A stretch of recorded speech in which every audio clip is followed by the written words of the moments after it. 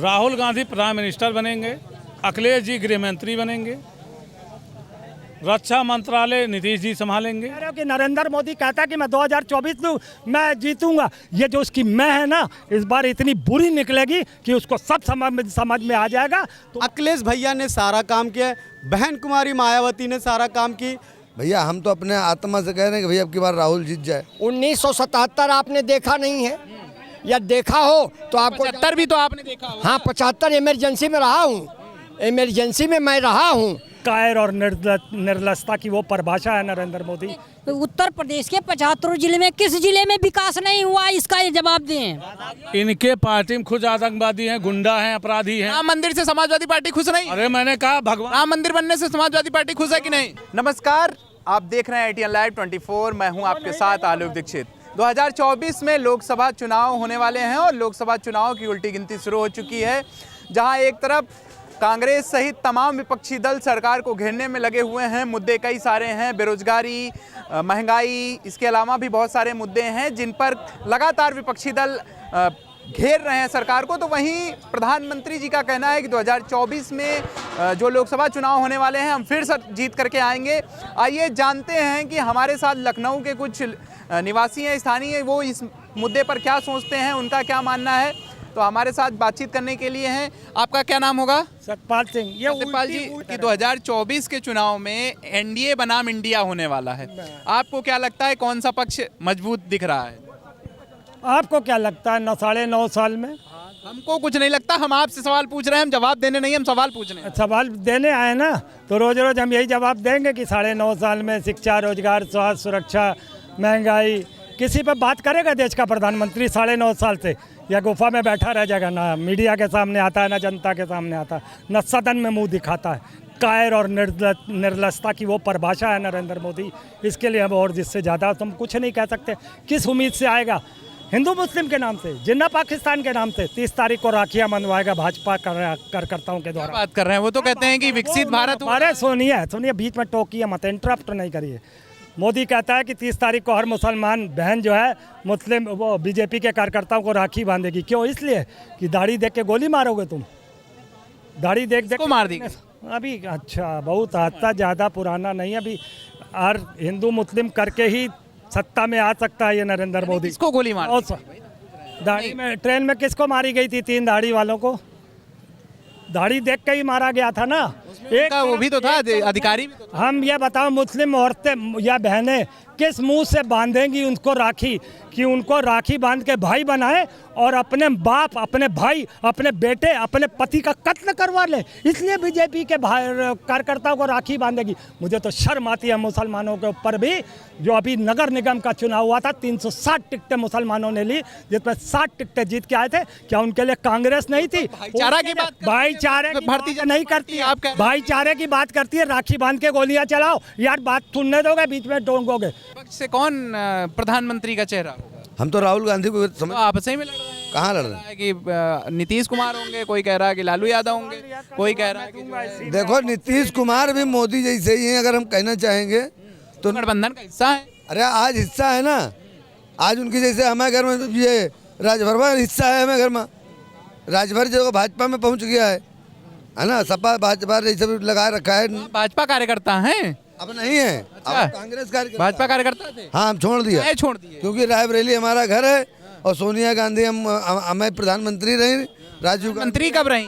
अरे प्रधानमंत्री बनने का चेहरा तो रही, अब उनका एक प्रधानमंत्री की पत्नी रही। राहुल प्रधानमंत्री बनेंगे दुल्हा।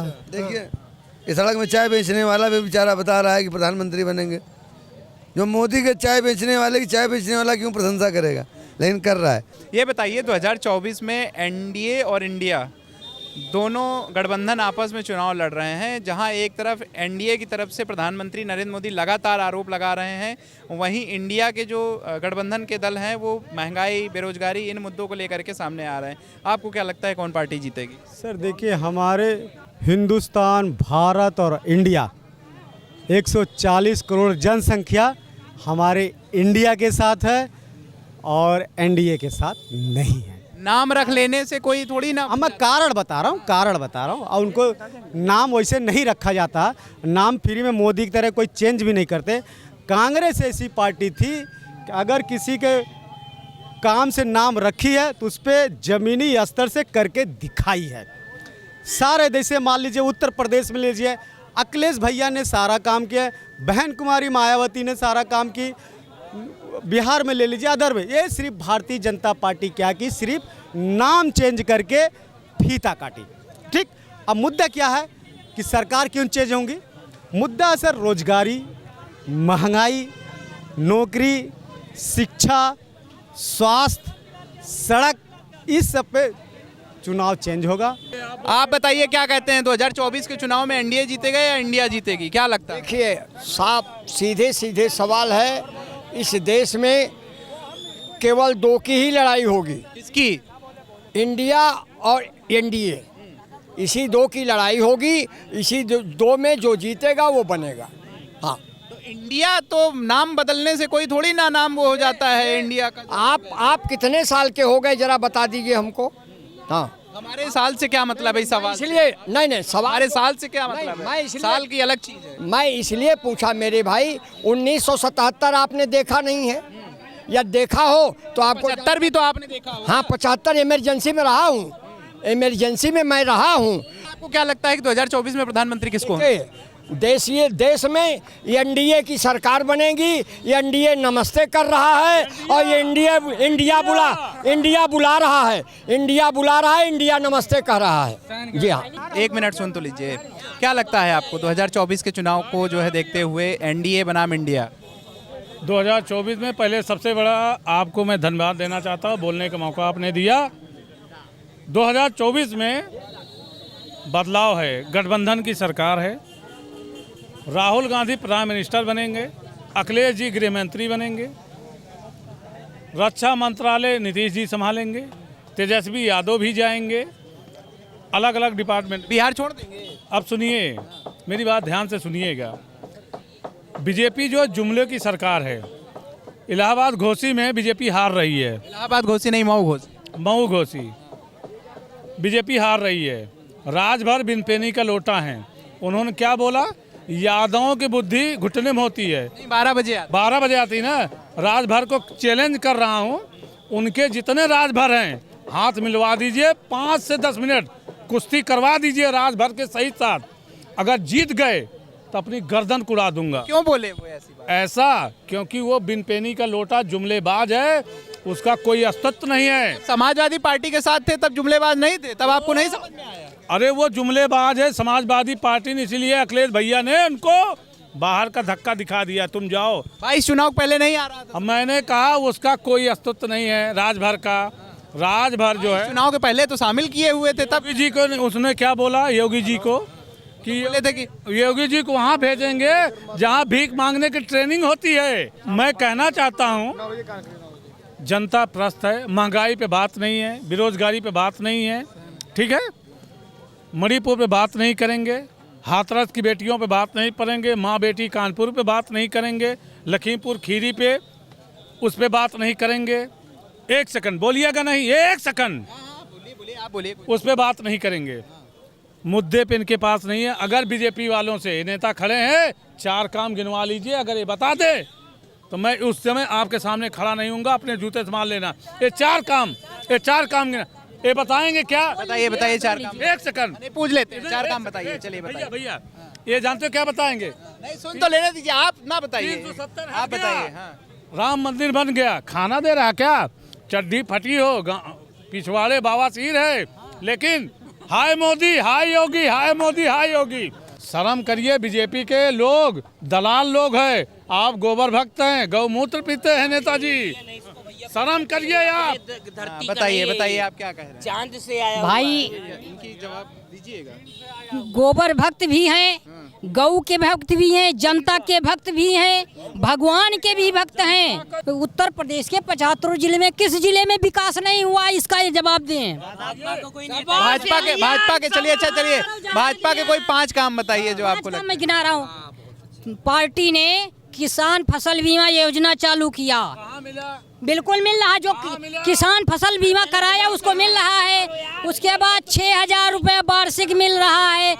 बिल्कुल सबको मिल रहा है। उसके बाद 2 साल से सरकार पूरे साल राशन बांट रही है। क्या किसी गवर्नमेंट ने एक बरसों बांटा है? उसके बाद 370 हटाया, राम मंदिर बनवाए, 6 हो गया। उसके बाद 370 राम मंदिर से लोगों का खाना बनेगा। आतंकवाद खत्म हो गया? कुछ नहीं खत्म हुआ। कश्मीर से आतंकवादी साहिला रशीद कह रही हैं, जो वहाँ की साहिला रशीद जो वहाँ की नेता हैं और अलगाववादी समूह में शामिल थी, ऐसा करके बहुत सारे नेता थे जो इस बार तिरंगा रैली में शामिल हुए। इनके पार्टी में खुद आतंकवादी हैं, गुंडा हैं, अपराधी हैं। राम मंदिर से समाजवादी पार्टी खुश नहीं? अरे मैंने कहा भगवान, राम मंदिर बनने से समाजवादी पार्टी खुश है कि नहीं? राम जी इन्हीं के हैं क्या? नहीं खुश है कि नहीं आप? भगवान इन्हीं के हैं क्या? भगवान मेरे भी हैं। सुनिए, राम भक्त मेरे भी हैं, मैं भी राम भैया समाजवादी पार्टी क्यों खुश होगी? उसने तो गोलियां चलवाई थी, गोलियां चलवाई थी ना। भगवान राम भक्त, गोलियां चलवाई थी कि नहीं चलवाई? बजरंग बली, गोलियां चलवाई थी कि नहीं? बजरंग बली, गोलियां चलवाई थी? राम भक्त नहीं है। सुनिए हम भाई नहीं साहब, हैं। गोलियां रहने वालों, राम जी मैं कन्नौज का रहने वाला हूँ। ये समाजवादी सरकार में रिपोर्ट नहीं लिखी जाती थी रेप की, इस सरकार में सब कुछ होता है, राम जी सब कुछ मिल रहा है। किसान ये बताइए राम मंदिर के भक्तों के ऊपर, कार सेवकों के ऊपर गोलियां चली थी कि नहीं? गोलियां चली थी कि नहीं? 2024 गए, गोलियां चली गए 2024 गए ना, इंडिया यही मिल रहे ना। जिंदाबाद, इंडिया जिंदाबाद, 2024 में यही मिल रहा है। इंडिया जिंदाबाद, इंडिया जिंदाबाद। भाई साहब हाइपर हो गए, मुझे लग रहा है ये अपना आपा खो दिए। हारने के बाद कहीं इनकी मौत ना हो जाए। ठीक है, और मैं आपको एक चीज, जिंदाबाद है, इंडिया जिंदाबाद था, इंडिया जिंदाबाद रहेगा। इंडिया कभी मोदी जी ने ऐसा पासा फेंका है ना, मगर इंडिया कभी नहीं हारेगी। भैया इनसे ये पूछ लो भाई साहब से कि इसका एनडीए का इंडिया नाम क्यों रखा? इनसे ये पूछो, यही जवाब। ये इंडिया नाम क्यों रखा? हम इंडिया सुनिए, इनके नाम इतना घोटाला था, नाम चेंज कर लिया इन्होंने। इतने घोटाले थे इनके पास, इन्होंने ये कह रहे हैं इंडिया नाम क्यों रखा, तो ये बताएं भाजपा वालों को इंडिया नाम से इतनी चिड़न क्यों है? भैया इंडिया नाम से चिड़न, अभी तक भाई इंडिया थी, आज आप इंडिया लिखना हटा रहे हैं। अब भाई इंडिया हटना बता रहे हैं। एक सेकंड। ये गठबंधन का नाम और कोई दूसरा नहीं है। इंडिया माने भारत, एनडीए माने कह रहे हैं इंडिया नाम से चिड़ क्यों हो रही है? हैं? इंडिया नाम से चिड़ चिढ़ नहीं हो रही है भाई, इंडिया भी भारत का हिस्सा है। इंडिया भी भारत का हिस्सा, उसका हिंदी अनुवाद करो। और इंडिया माने, सुनो रामायण में, एक सेकंड, किसी भी वेद पुराण रामायण में, किसी भी पुराने मंदिर में श्री राम ये लगा रहे हैं। एक सेकंड भैया, एक सेकंड, किसी भी वेद पुराण, किसी भी रामायण में, किसी भी पुराने मंदिर में जय सिया राम लिखा है। जय सिया राम, श्री राम नहीं, जय सिया राम। माता जानकी कहा? बताइए मैं जय श्री राम बोलता हूँ, जय श्री राम भी बोलता हूँ, बोलते हैं जय सीताराम भी बोलते हैं, जय श्री राम। इनके ऐसा है, सुनिए आराम से। अगर आप बताइए जय सिया राम और जय श्री राम क्या अंतर? क्या अंतर है? इनसे पूछे भाई साहब। मैं कह रहा हूँ सीताराम, कुछ अंतर नहीं। मैं सीताराम भी, आप बताइए। श्री का मतलब क्या होता है? आप बताइए श्री का मतलब क्या होता है? श्री का मतलब क्या होता है? हेलो भैया आप बताइए श्री का मतलब क्या होता है? श्री का क्या मतलब होता है? श्री का मतलब क्या होता है? माता जानकी का हर जगह प्रयोग है, हर जगह उनका नाम। श्री का क्या नाम? जय सिया राम, जय सीताराम। श्री का मतलब ये पूछ रहे हैं, ये क्या श्री का मतलब बताए ना क्या होता है? आप बताइए। एक मिनट, श्री का मतलब क्या होता है? श्री मतलब लक्ष्मी होती है कि श्री मतलब लक्ष्मी होती, श्री मतलब लक्ष्मी होती है कि नहीं होती? श्री मतलब लक्ष्मी होती है लक्ष्मी। और लक्ष्मी जी का अवतार कौन मानी जाती है? सीता मानी जाती है कि नहीं मानी जाती? तो जय श्री राम लगाओ या जय सिया राम लगाओ, बात एक ही है। अजय भैया ये बताएं, ये होता है कि नहीं होता है? जय